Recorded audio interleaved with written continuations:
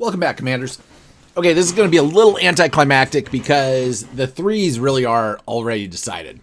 There's nothing I can do to catch up to Shirk or Face or Unhi, and nobody should be able to catch up to me. So I should just finish fourth, and that's fine. 4 through 10, we all get the same. We all get the same prizes. And as I'm jumping in here, I realize people have already started beating on my head. So I will just take those beatings and accept them. There's just nothing I can do about it. So I can have some fun. I can relax, whatever. Plus, I wouldn't beat Shirk because then Shirk would just absolutely decimate me. He would make sure I was out of the alliance, and then he would just come and ash me on the daily just to prove a point. So yes, there's nothing I could do there anyway. Okay, so today we'll just go ahead and finish up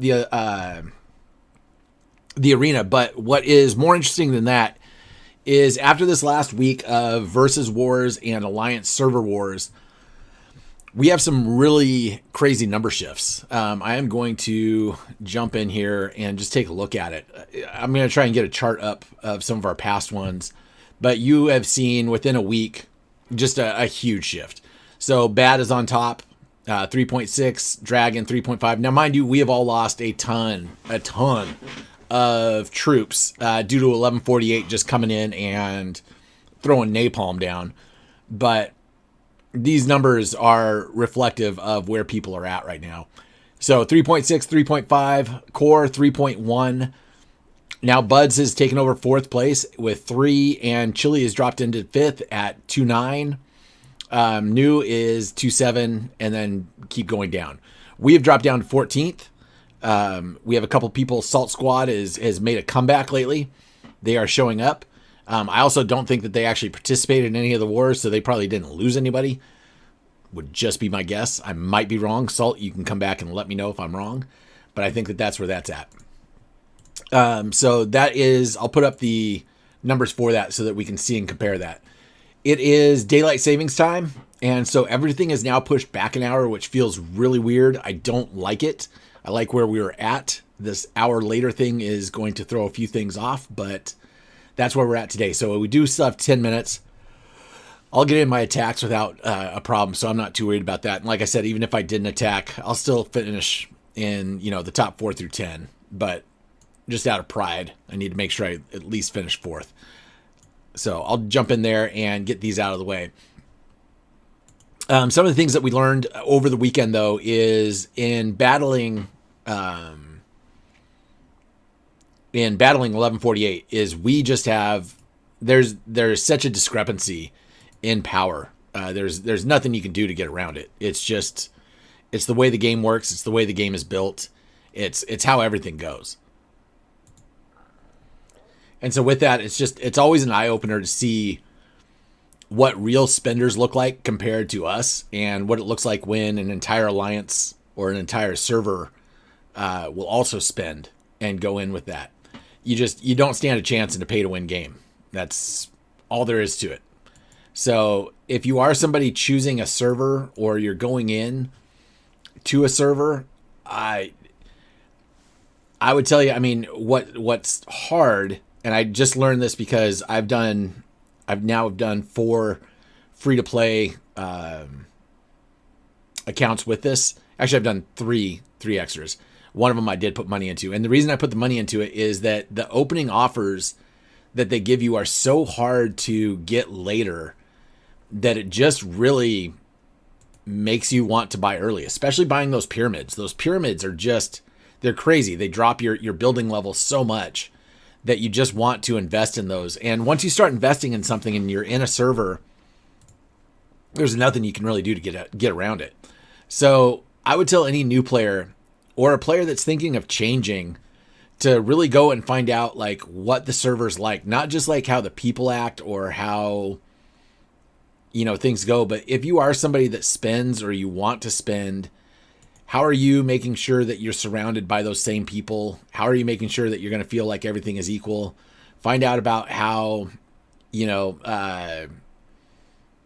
how they treat that. And I don't know how to do that other than, making an account on there staying on there for like a week or two, and then making a second account to restart it, because you can't get a real feel otherwise until you get into it, and you don't want to get going with it and then discover you've made a mistake after you're like $1,000 in.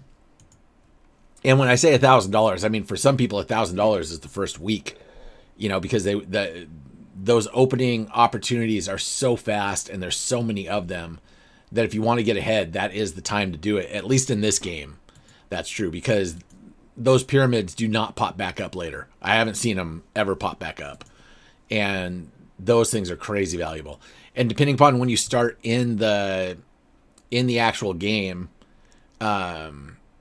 there's some other like really cool opportunities there that if you start later than everybody else, let me just make sure I did that right.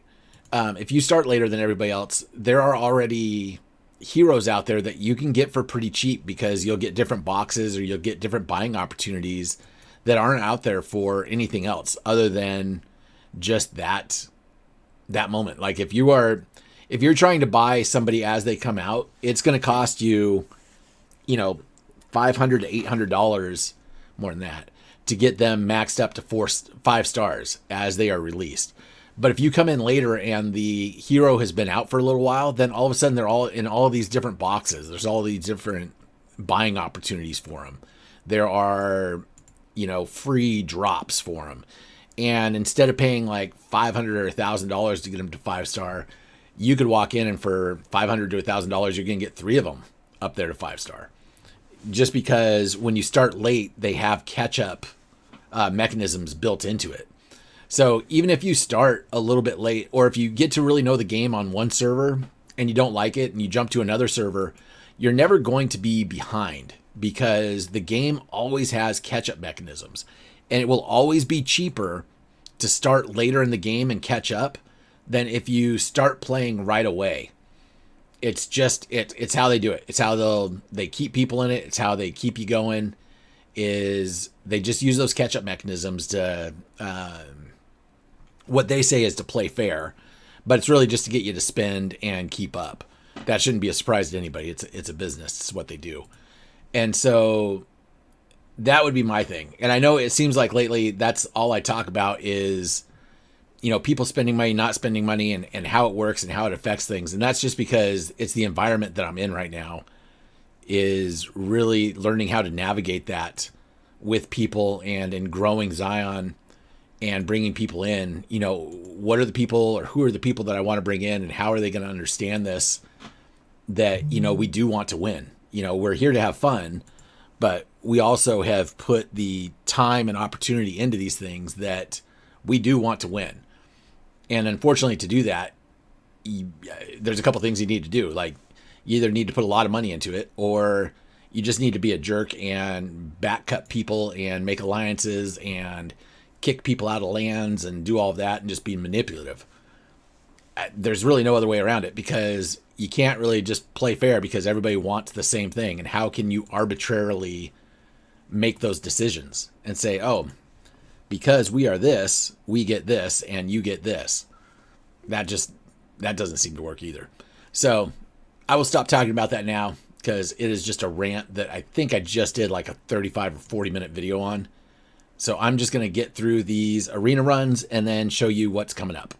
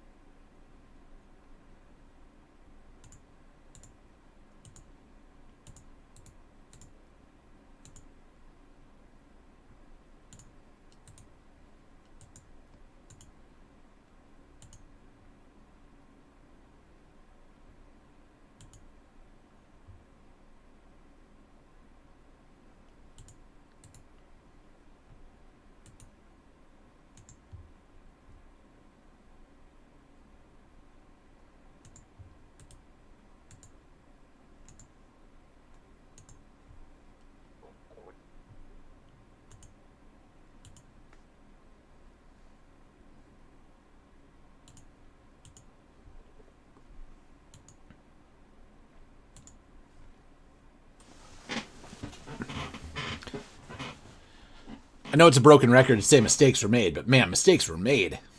That was dumb. I will finish, obviously, fourth. I am fine with it. I think that it is awesome that these guys are making a run. Shirk is looking stronger than ever. I know he's not going to catch up to Face, but man, that is way closer than I thought it could ever be. So great job, Shirk, man. You are absolutely stepping up. That is awesome.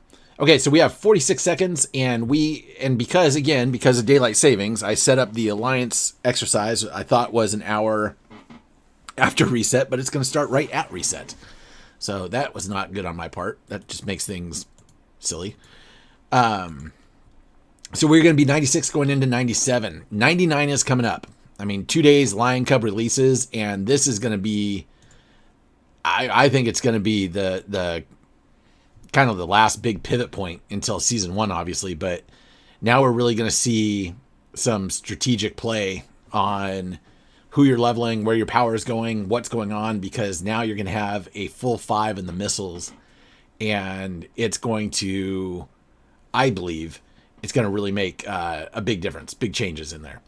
Okay, so if we are jumping into now, we are day 1, and we are looking at 1144 as our competition. Okay, I feel good about them. And we have, again, coming into day 97. These are what we're looking at. Energy loot quest at, is that $500? I think it's 500. Yeah, $500. That means that they must be getting ready for some event. That's usually the way I look at it, but I might be wrong. So that's under the hot deals. Right now we only have energy loot quest under our hot deals. It's kind of weird. Muster for battle. And our zombie siege isn't quite there yet. Here is our Alliance exercise, jumping into our tank heroes. And we are going up against, for server war, our Warzone duel. We have... Are we still in it? For some reason I thought they still had us fighting, even though it wouldn't make sense for us to do.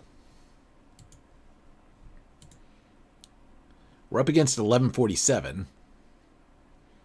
Right? And that's these guys. Alright, so this is who we're up against. This is, we are against 1147. This is where we're going. Although it doesn't make sense that we still fight a server war since we lost, but let's go. Could be fun. Okay, I will come back if in 2 hours they add anything extra to these hot deals, but day 97 does not look like there's a lot of new things going on.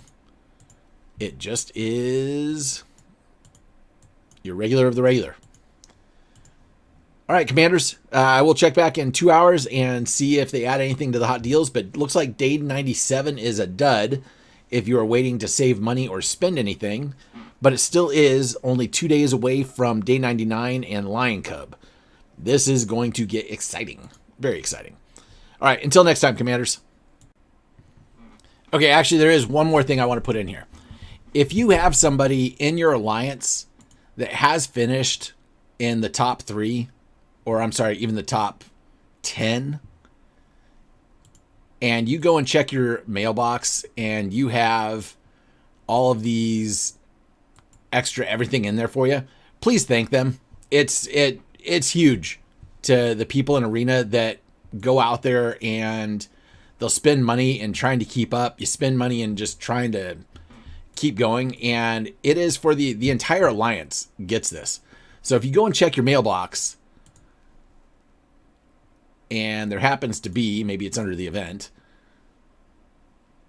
Okay, maybe they haven't done it yet.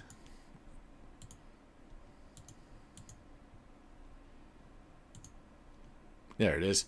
If you go and you check your mailbox and it tells you that the Major's gift that Bradshaw, that's me, just got you 80 trunks, 80 tactical masters, 250 valor, and some resources, and then you go and check and you see that Shirk just picked you up 100, 500, and some resources. Like, tell them thank you. I mean, those are big deals. So I'm going to collect those. Let's go ahead and open those. Let's see what we get from them. Claim. I'm just going to do those. And let's go to claim. So that's $750 valor. And let's go ahead and open the 150 tactical. So for everybody doing nothing other than the arena people being in your arena or being in your alliance, okay, this is what you walk away from. And sometimes it's bigger, man. This right now, as I'm telling you to go thank somebody, I just got a bunch of nothing. But there are chances to get other valor. There's chances to get anything else. And it's just, dude, go thank your arena player. It'll make him feel good. All right, that's it.